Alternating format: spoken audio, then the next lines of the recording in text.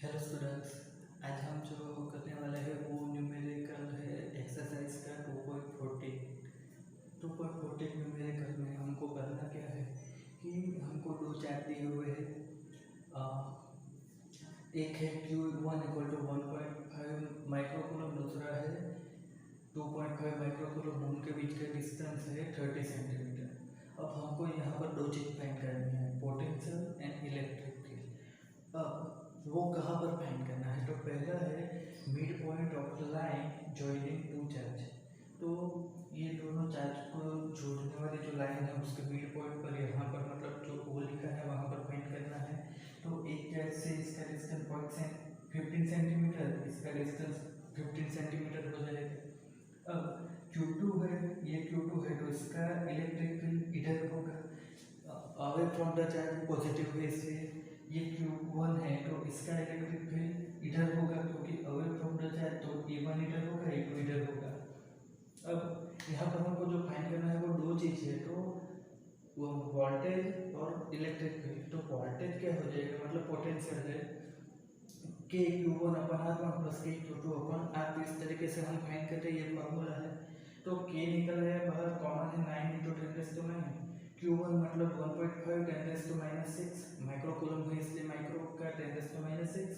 अब mid point से इसका डिस्टेंस, तो वो 0.15 मीटर हो जाएगा, 15 सेंटीमीटर का मीटर में कन्वर्जन। फिर इधर देखो तो Q2 है तो 2.5 × 10⁻⁶, और उसका डिस्टेंस भी सेम होगा बिकॉज ये मिड पॉइंट पर हम फाइंड कर रहे हैं। अब इसको आप सिंप्लीफाई करो तो क्या आंसर 2.4 10⁵ वोल्ट आ जाएगा। तो यहाँ पर ये हमारा कैलकुलेशन आपको खुद कर लेना है। दूसरा चीज़ है हमको इलेक्ट्रिक फील्ड फाइंड करना है। अब इलेक्ट्रिक फील्ड में क्या होगा, तो इधर चार्ज ज़्यादा है, ठीक है, चार्ज की वैल्यू इधर ज़्यादा है, इधर कम है, तो ऑब्वियसली E2 जो इलेक्ट्रिक फील्ड है वो ज़्यादा होगा E1 के कंपेयर में। तो जो नेट इलेक्ट्रिक फील्ड फाइंड करना होगा वो क्या होगा, E2 - E1 करेंगे बिकॉज दोनों की डायरेक्शन अपोजिट है। अगर सेम होती तो हम एडिशन कर लेते, दोनों की डायरेक्शन अपोजिट है, तो नेट इलेक्ट्रिक फील्ड क्या होगा, तो E2 - E1 करेंगे तो वो क्या हो जाएगा कि Q2 यहाँ पर आप देखोगे तो R2 का स्क्वायर आएगा फॉर्मूला में, ठीक है। तो होगा क्या कि का 9 × 10⁻⁹ निकला है बाहर, Q2 मतलब 2.5 10⁻⁶, और डिस्टेंस क्या हो जाएगा, तो वो टू मिड पॉइंट का डिस्टेंस है 0.15 मीटर, वो स्क्वायर रहेगा, माइनस हो जाएगा। Q1 है तो 1.5 10⁻⁶, और डिस्टेंस सेम रहेगा, तो इसको सिंप्लीफाई करोगे तो आंसर क्या हो जाएगा 4 × 10⁵ वोल्ट पर मीटर हो जाएगा। तो ये तो एक्चुअली इजी था क्योंकि मिड पॉइंट पर फाइंड करना था और लाइन ज्वाइनिंग भी था। अब दूसरा जो केस है उसमें हमको क्या फाइंड करना है कि at a point 10 centimetre from this mid point in a plane normal to the line and passing through the mid point. मतलब अब हमको क्या करना है कि ये जो लाइन ज्वाइनिंग है चार्ज की उसके मिड पॉइंट पर से नॉर्मल, मिड पॉइंट को नॉर्मल हो वैसी 10 सेंटीमीटर पे कोई पॉइंट P है, वहाँ पर हमको इलेक्ट्रिक फील्ड और पोटेंशियल फाइंड करना है। अब देखो तो यहाँ पर क्या होगा कि पहले हम इलेक्ट्रिक फील्ड की बात कर रहे हैं क्योंकि वो क्या है, वेक्टर है, तो उसके लिए हमको डायरेक्शन और वो सब देखना पड़ेगा, इसलिए हम पहले इसकी बात करते हैं। तो Q1 1.5 10⁻⁶ coulomb, Q2 A point पर Q1 है, B पॉइंट पर Q2 है, और यहाँ P पॉइंट पर हमको इलेक्ट्रिक फील्ड फाइंड करना है। तो देखो EP यहाँ से यहाँ का डिस्टेंस होगी, यहाँ से यहाँ का डिस्टेंस होगा क्योंकि मिड पॉइंट से हमने लाइन ड्रॉ की है।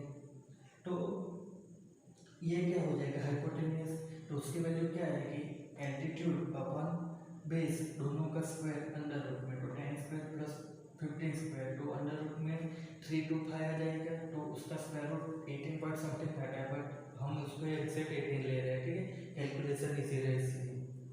अब देखो तो E1 का इलेक्ट्रिक फील्ड क्या होगा, E1 मतलब क्या होगा, Q1 की वजह से इलेक्ट्रिक फील्ड, तो K(Q1/AP², मतलब यहाँ से यहाँ का डिस्टेंस है उसका स्क्वायर, तो 9 × 10⁹ 1.5 × 10⁻⁶, और ये डिस्टेंस क्या होगा 18 सेंटीमीटर आ रहा है, ठीक है, तो वो मीटर में convert metre electric field. Same हम 2.5 के लिए फाइंड करें तो 2.5 बी पॉइंट पर है, तो बी से पी का डिस्टेंस भी सेम ही है। तो क्या होगा कि यहाँ पर चार्ज की वैल्यू अलग आ रही है। यहाँ पर क्या आएगा 2.5 × 10⁶ सॉरी माइनस आएगा, ठीक है, माइक्रो कूलम में। तो अब E2 की वजह से पी पॉइंट पर चार्ज जो होगा वो क्या होगा 0.69 × 10⁶ वॉट पर मीटर। अब देखो तो Q1 की वजह से जो इलेक्ट्रिक फील्ड होगा तो वो तो ये डायरेक्शन में जाएगा, Q2 की वजह से ये डायरेक्शन में जाएगा, ठीक है। अब इलेक्ट्रिक फील्ड क्या है तो वो वेक्टर क्वांटिटी है, इसलिए क्या होगा कि अब हमको यहाँ पर डायरेक्शन फाइंड करनी पड़ेगी कि इसका रिजल्टेंट कौन सी डायरेक्शन में जाएगा। तो इसका जो रिजल्टेंट है ऑब्वियसली आप देख सकते हो कि इधर चार्ज ज़्यादा है, इधर चार्ज कम है, तो ये जो रिजल्टेंट होगा वो क्या होगा थोड़ा सा E2 की ओर रहेगा, ठीक है। अगर दोनों को सेम होता तो ये ऊपर ही चला जाता, में सीधा ही जाता, बट ये क्या होगा कि अलग अलग चार्ज की वैल्यू है तो थोड़ा सा क्या होगा कि ज़्यादा चार्ज की और इलेक्ट्रिक फील्ड का रिजल्टेंट मिलेगा। अब देखो कि दो वेक्टर मिल रहे हैं E1 E2, उनके बीच का एंगल हम थीटा ले रहे हैं और जो रिजल्टेंट है उसका पहले वेक्टर से एंगल अल्फा ले रहे हैं। अब देखो ये पूरा थीटा है तो यहाँ से ये भी पूरा थीटा बनेगा। अब ये थीटा बन रहा है तो ये क्या हो जाएगा θ/2 होगा, क्योंकि ये मिड पॉइंट में से ये लाइन जो है वो मिड पॉइंट के लिए है तो ये एंगल θ/2 बनेगा। अब ये θ/2 एंगल बन रहा है तो यहाँ का हम tan लेंगे तो tan क्या हो जाएगा तो एल्टीट्यूड अपन बेस हो जाएगा, ये एंगल है तो ये एल्टीट्यूड हो गया, ये बेस हो गया, तो tan θ/2 क्या हो जाएगा 15/10 हो जाएगा, ये 15 है ये 10 है तो 1.5 आएगा।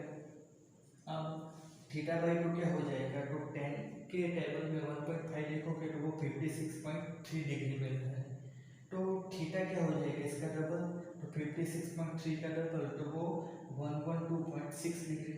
तो ये क्या हो गया तो हमको E1 और E2 जो दो हमको वेक्टर मिले हैं उनके बीच का एंगल मिला है। अब ये एंगल का यूज हम क्या करेंगे तो रिजल्टेंट वेक्टर का मैग्नीट्यूड फाइंड करेंगे। तो यहाँ पर रिजल्टेंट का मैग्नीट्यूड कैसे फाइंड करते हैं, a² + b² + 2ab cos theta under root में वो फॉर्मूला लगाया है। अब इसमें क्या किया E1 की वैल्यू तो ये यहाँ से E1 की वैल्यू रखी, E2 की वैल्यू ये वाली रखी, फिर दोनों का मल्टीप्लिकेशन और cos थीटा, तो cos क्या है 112.6 डिग्री तो वो रखा है यहाँ पर। फिर 0.42 का स्क्वायर तो इस तरीके से वैल्यू आ जाती है, 0.69 का वैल्यू ये आ जाता है, स्क्वायर करो, ठीक है। फिर यहाँ पर इन सब का स्क्वायर करो तो माइनस नहीं है, ठीक है। तो ये 10⁻² देखो तो सब में कॉमन है और cos 112.6 डिग्री है तो उसका वैल्यू -0.343843 आ रहा है। तो अब इसको सिंप्लीफाई करोगे तो क्या होगा कि 0.6525 माइनस 0.224 आ रहा है और 10⁻12 वो कॉमन निकल गया तो ये क्या हो जाएगा अंडर रूट में से बाहर निकल गया तो बाहर उसका 10⁻6 आ जाएगा। तो इसका माइनस करके अंडर रूट लोगे तो आंसर 0.65 आएगा और 10⁻6 है सीधी से, तो ये क्या हो जाएगा हमारा जो रिजल्टेंट है वेक्टर वो हो जाएगा 0.65 × 10⁻6 वोल्ट पर मीटर। अब यहाँ पर हमको एंगल फाइंड करना है कि ये कितने एंगल पर है, तो हम क्या कर रहे हैं कि वो E1 से अल्फा एंगल पर है तो हम अल्फा फाइंड कर रहे हैं। तो अल्फा कैसे मिलता था तो y कंपोनेंट अपन x कंपोनेंट वो हमने पढ़ा होगा, ठीक है, आई होप कि आपने पढ़ा होगा। तो E2 sin थीटा अपन E1 + E2 cos थीटा, तो यहाँ पर क्या होगा कि E2 की वैल्यू भी ये रही sin थीटा तो sin कितना हो जाएगा 112.6 और उसकी वैल्यू आ रही है 0.9239। अब नीचे E1 की वैल्यू तो वो E1 की वैल्यू 0.42 वाली, फिर E2 की वैल्यू 0.69 वाली और cos क्या हो जाएगा cos 112, ठीक है, cos 112.6 तो उसकी वैल्यू 0.3843 हो जाएगी। अब यहाँ पर करना क्या है कि इसको सिंप्लीफाई करो तो आंसर क्या हो जाएगा 4.1182। तो ये क्या हो जाएगा 10 अल्फा, तो अल्फा क्या हो जाएगा 76.3 डिग्री। ये क्या हो जाएगा अल्फा मिल जाएगा। तो हम यहाँ पर क्या कह सकते हैं कि जो रिजल्टेंट वेक्टर है वो क्या होगा, तो E1 वेक्टर से वो 76 डिग्री पर होगा। अब दूसरा चीज जो फाइंड करना था तो वो पोटेंशियल भी फाइंड करना था। पोटेंशियल क्या है, तो वो तो स्केलर क्वांटिटी है, तो क्या करना है दोनों का Q1 और Q2 की वजह से मिलने वाले पोटेंशियल का एडिशन कर दो। तो वही चीज क्या है कि Q1 अपॉन AP, ठीक है। तो यहाँ से यहाँ तक का डिस्टेंस ही लेना है AP plus Q2 upon BP, तो यहाँ से यहाँ तक का डिस्टेंस तो क्या होगा K 9 × 10⁹ AP BP दोनों का वैल्यू क्या है 18, तो डिवाइड बाय 100 किया तो मीटर 0.18 आ गया। अब देखो तो Q1 और Q2 तो 1.5 और 2.5 उसको हमने यहाँ पर एडिशन कर दिया और 10⁻⁶ बाहर ही रखा है। तो इसको सिंप्लीफाई करोगे तो आंसर क्या हो जाएगा 2 × 10⁵ वोल्ट। तो इस तरीके से यहाँ पर हम इलेक्ट्रिक फील्ड और पोटेंशियल फाइंड करते हैं। अब आपको चाहिए तो आप उसका स्क्रीनशॉट ले लो।